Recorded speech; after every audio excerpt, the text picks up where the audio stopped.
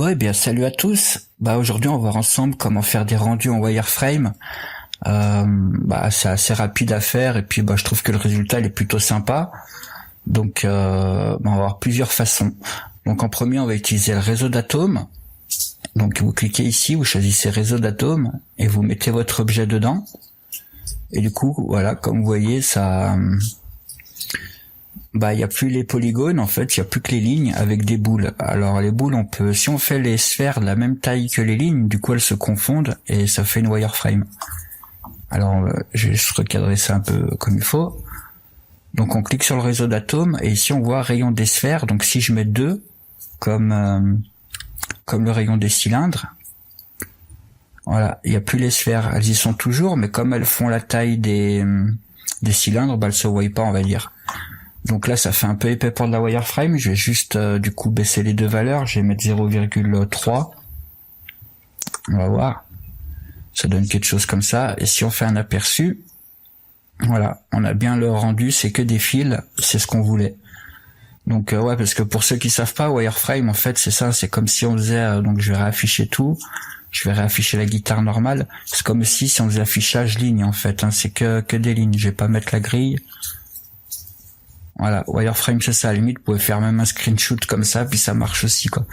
Si vous voulez faire rapidement. Donc voilà une technique. Donc vous voyez c'est blanc parce que le matériau par défaut dans Cinema 4D chez moi c'est blanc. Mais sinon si on crée un matériel et puis que du coup on le met sur le réseau d'atomes, là on contrôle du coup la couleur de la wireframe depuis ici. Donc si on veut faire bleu, voilà, je fais bleu comme ça, sans réflexion par exemple, ou si vous voulez mettre de la réflexion, pourquoi pas, même de la luminescence. Mais voilà, donc ça fait un rendu plutôt stylé. Si vous pouvez faire des animations comme ça en wireframe, ça rend pas mal. Moi j'aime bien. Sinon on peut faire aussi, donc ça c'est souvent comme ça que les wireframes sont présentés, parce qu'en fait c'est ça, comme je vous ai montré dans l'affichage, c'est que des lignes et puis tout est transparent, en fait il n'y a pas de polygone. Mais on peut aussi faire ce style de rendu, ça veut dire qu'on voit quand même les polygones, mais en même temps il y a les lignes. Alors pour faire ça, je vais vous montrer comment on fait. Je vais faire mon matériel noir, parce que si on regarde, voilà, les lignes elles sont noires, un peu gris, on va faire gris. Du coup, je vais faire gris ici. Voilà, comme ça. Et on va dupliquer notre guitare. Et du coup, vu qu'on a dupliqué, cette guitare-là, elle a bien les polygones, et ça, il y a les wireframes, du coup, ça fait les deux combinés, tout simplement. Voilà. Donc, si je rajoute maintenant juste un sol, et une lampe, qu'on fait le rendu, du moins l'aperçu, voilà. Vous avez vu en quelques clics quand même un rendu assez stylé quoi. Puis ça va très vite à rendre parce que du coup il y a rien, il y a pas de réflexion, il y a rien du tout. Il y a juste les ombres. Et donc voilà. C'est pour ça moi j'aime bien cette technique. Alors avec le réseau d'atomes c'est pas mal. Je vais vous montrer d'autres trucs à faire tant qu'on y est avec le réseau d'atomes parce que de toute façon ce tuto il va être assez court, vous allez voir ça va aller assez vite.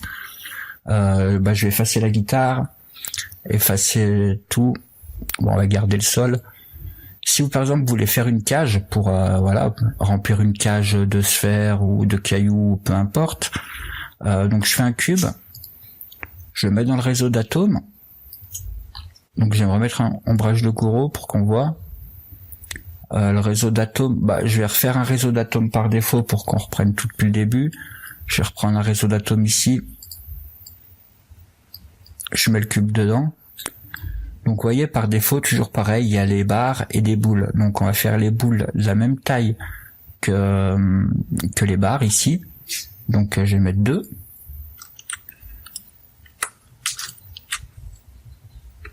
Et après du coup si vous voulez faire une cage, il suffit juste de rajouter des subdivisions ici. Donc si vous mettez 10 partout,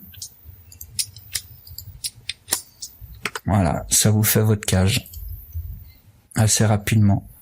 Donc ça, pareil, c'est plutôt pas mal, une bonne technique. Si ça va assez vite pour faire une cage, quoi. C'est pas trop galère. Donc c'était juste pour vous montrer ça.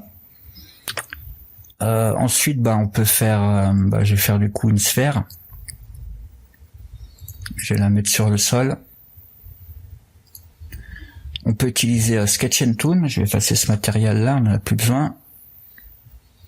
La lumière, il n'y a plus besoin. Le sol aussi, je vais l'enlever. Alors, pour utiliser Sketch and Toon, il faut aller ici dans les réglages de rendu. On va dans Effets. Donc c'est connu, je pense qu'il y a beaucoup de gens qui vont connaître, mais bon, à mon avis, il y en a aussi qui connaissent pas, c'est pour ça. On va dans Ligne, on active les arêtes, pour dire qu'on veut rendre les arêtes.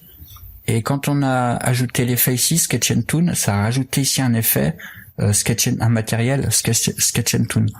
On le prend, on le fait glisser ici dans Ligne cachée.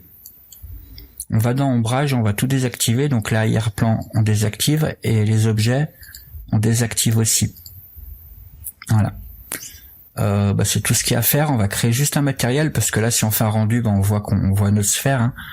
Donc on va créer un matériel, on le met sur la sphère et sur ce matériel qu'on vient de créer on va désactiver les réflexions mais activer la transparence. Du coup la sphère, notre objet il est transparent, mais comme on a ajouté l'effet Sketch and Toon, on verra les lignes.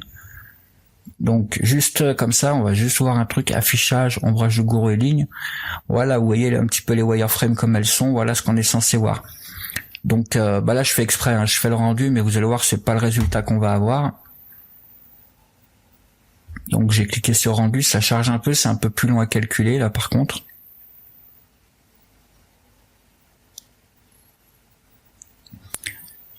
En fait, je vais vous dire pourquoi, parce qu'en fait, sur la sphère, par défaut, enfin, peut-être chez vous c'est pareil ou pas, mais en tout cas chez moi, c'est, en plus, il y a un autre truc qui va pas, mais c'est cliquer sphère parfaite.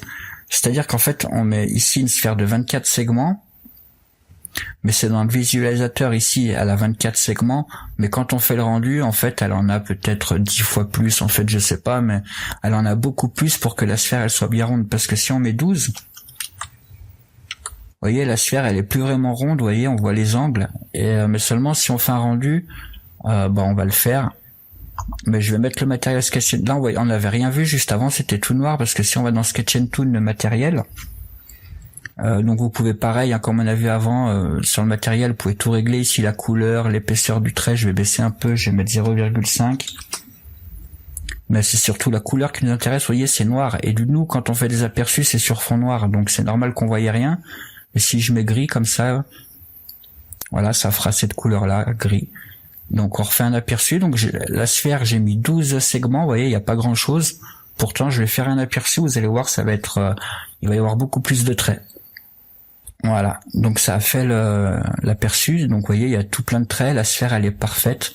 Donc c'est ça, sphère parfaite, c'est ça, c'est que dans le viewport, il n'y a pas beaucoup de segments en fait. Mais par contre, au rendu, il y en a beaucoup. Là, on le voit bien. Donc du coup, si je décoche, par contre, maintenant, j'aurai réellement ce rendu-là, donc je vais remettre 24. Voilà, donc maintenant, on va réellement avoir cette wireframe-là, et puis ça va beaucoup plus vite à calculer. C'est mieux. Donc, puis toujours pareil, hein, vous pouvez ajouter un sol, une lampe, et faire le rendu de votre wireframe comme ça.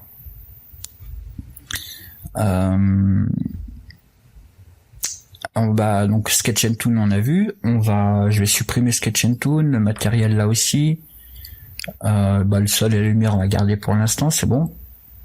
Et une dernière technique, votre objet vous le convertissez vous le rendez éditable, donc on peut plus le modifier, hein, on peut plus modifier ses paramètres. On va sélectionner toutes les arêtes, donc on fait CTRL A, ça sélectionne tout. Et maintenant si on va dans maillage, commande, on peut convertir toutes les arêtes en spline. Alors si on regarde maintenant dans la sphère, il y a une spline.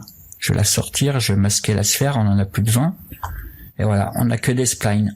Et maintenant, on peut faire le rendu des splines comme d'habitude, donc soit avec des cheveux, donc créer matière. Je prends cheveux, matériaux cheveux, on glisse sur la spline. Et si on fait un aperçu, voilà. On a notre sphère qui est rendue, donc elle c'est marron parce que les cheveux par défaut ils sont marrons. Puis du coup ici dans couleur, on peut mettre le dégradé qu'on veut ou une couleur unie, peu importe. Si on met ça, on va voir ce que ça donne. Voilà. Donc pareil, ça va super vite à rendre par contre. Là si par exemple, du coup je peux plus, mais si je mets ma sphère dans un surface subdivision, si on augmente beaucoup les subdivisions, je vais mettre 4 et 4 pour voir. si on fait le rendu, ah mais c'est pas, ouais non c'est pas bon, c'est parce que j'ai mis sur la sphère, là on est sur les spines, non on peut pas, mais sur les objets vous pouvez, si vous faites des rendus cheveux,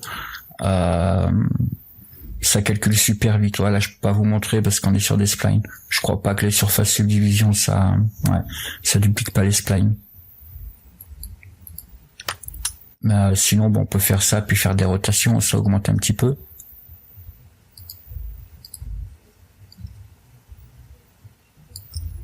Faire quelque chose comme ça. Voilà. Donc les cheveux ça va super vite à rendre, c'est l'avantage. Sinon comme d'habitude donc les splines on peut faire le rendu ici, on peut prendre N côté par exemple. Je vais diminuer sa taille parce qu'on voit qu'il est vachement gros, je vais mettre 0, je vais mettre 1. Voilà. On va prendre ici extrusion contrôlée. On met le N côté et la spline dans l'extrusion contrôlée. Et voilà. On a un rendu wireframe. Bon, un peu épais, donc du coup, là on contrôle l'épaisseur sur le N côté, N-gone ici. Donc si je mets 0,2, et on peut choisir donc le nombre de côtés. Si vous voulez faire un peu comme un tube, vous augmentez. Si vous voulez faire juste carré, vous mettez 4 côtés. Là, ça va faire un peu carré. Bon, faudrait zoomer pour voir. Vous voyez? Donc voilà, ça fait toujours, moi j'aime bien ce genre de rendu, c'est sympa, ça va vite à calculer. C'est tout. Sinon toujours avec les splines, donc je vais effacer extrusion contrôlée. Vous pouvez utiliser, si vous avez Xparticule, les matériels d'Xparticule. Matière, Xparticule matériel, on le met sur la spline, j'enlève le matériel cheveux. Puis pareil, ça rend les splines en fait. Et puis on a les options d'Xparticule. Size par exemple, si je diminue par 10, je mets 10% ici, ça va être un tout petit peu plus fin, 10 fois plus fin, voilà, etc. Donc voilà, comme plusieurs façons, je vous ai montré plusieurs façons pour rendre les splines. J'espère que ça vous sera utile, vous ferez des beaux rendus. Par rapport au rendu, si ça vous dit, moi je vais vous proposer un truc. C'est, vous voyez, quand je fais des tutos, par exemple celui-ci ou peu importe, si vous suivez le tuto puis que vous faites un rendu, si vous voulez, vous pouvez le poster dans les commentaires ou sur ma page Facebook ou sur la page Facebook Particle Motion, vous postez vos rendus. Comme ça, moi, si vous faites mieux que moi, de toute façon, normalement, vous ferez largement mieux que moi, que ce que je vous propose là en miniature. Et comme ça, moi, je prends vos rendus puis je les mets en miniature sur mes vidéos. Pourquoi pas?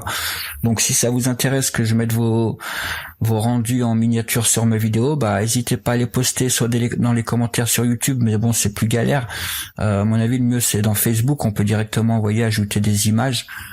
Donc faites comme ça. Si vous suivez mes tutos, vous postez vos rendus en rapport au tuto, puis comme ça moi je peux m'en servir comme miniature. Je trouve que ça peut être sympa pour vous et pour moi. Donc en fait ça change rien pour moi, parce que moi dans tous les cas j'en mettrais une déjà d'origine, vous voyez. Mais bon, comme en fait souvent elles sont issues des tutos, donc moi dans les tutos je suis obligé de souvent sacrifier la qualité, on va dire. Je peux pas trop faire en qualité, du coup mes miniatures elles sont pas top et je pense que vous pouvez largement faire mieux que moi. Donc si ça vous intéresse, n'hésitez pas à poster donc comme je vous dis, soit sur YouTube, soit sur la page Facebook, vos rendus, comme ça je les mettrai en miniature sur mes vidéos. Et donc n'hésitez pas à vous abonner aussi, si vous êtes nouveau sur la chaîne, vous cliquez sur le bouton abonner. Puis vous rejoignez aussi la page Particles and Motion sur Facebook. De temps en temps je poste des rendus, vous voyez, puis si je vois que ça plaît, qu'il y a beaucoup de likes, je vous fais un tutoriel. Par exemple ici, vous voyez, il y a 500 vues, un like. Je pense pas que je vais faire un tuto pour faire ça, parce que apparemment ça intéresse pas grand monde. Mais quand je vois que ça intéresse du monde, par exemple comme cette photo, j'avais posté un peu plus bas, j'avais posté ici, vous voyez, il y a pas mal de likes. Et du coup, voilà, après derrière, je vous ai fait le tuto, y a pas de souci, je vous fais les tutos. Donc, rejoignez la page, comme ça, si vous voyez une publication si vous voyez quelque chose que je publie qui plaît, vous avez juste à mettre un like et vous aurez peut-être un tuto si vous êtes nombreux à aimer. Voilà. Puis par rapport à mes tutos, si par exemple, si des fois j'ai mal expliqué, si vous coincez ou quoi, ou peu importe la raison, si vous y arrivez pas, vous pouvez toujours me rejoindre sur le Discord. Donc je vous mettrai le lien dans la description. Même les liens de la page Facebook, vous l'aurez dans la description, vous pourrez le trouver. Donc sur Discord, en fait, c'est un chat vocal, mais pas seulement, c'est un peu comme un forum. C'est-à-dire que là, par exemple, il y a une rubrique tuto, et vous allez trouver plein de tutos. Mais à chaque fois, c'est souvent des nouveaux tutos, en fait. C'est des personnes, vous voyez, qui créent des tutos, et qui les postent pour partager leurs connaissances, tout ça, c'est sympa. Et du coup vous êtes tout le temps alerté dès qu'il y a un tuto qui sort. C'est souvent sur Cinema 4D, mais il y a aussi Maya, il y a 3ds Max, il y a un peu tout, donc je vous conseille vraiment de rejoindre.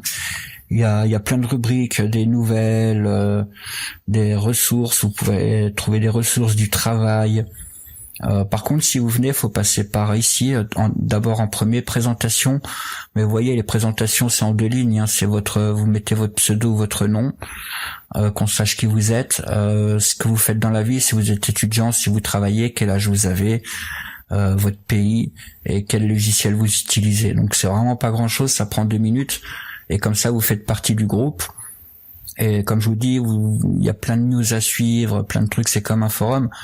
Et si par exemple vous avez des trucs à me demander, vous pouvez me contacter ici, justement, c'est assez simple, il y a juste à cliquer sur mon pseudo, vous envoyez un message, je vous réponds, et puis on peut même discuter avec les micros, tout ça, c'est fait pour, donc voilà l'avantage, parce que si vous avez des problèmes, des fois c'est mieux d'expliquer comme ça avec un micro en discutant plutôt que par écrit, c'est plus, on se comprend mieux, quoi. Donc voilà, donc le Discord, je vous mettrai le lien dans la description aussi, ce sera tout en bas de la description, et si vous voulez rejoindre, vous êtes tout le monde est le bienvenu. Voilà.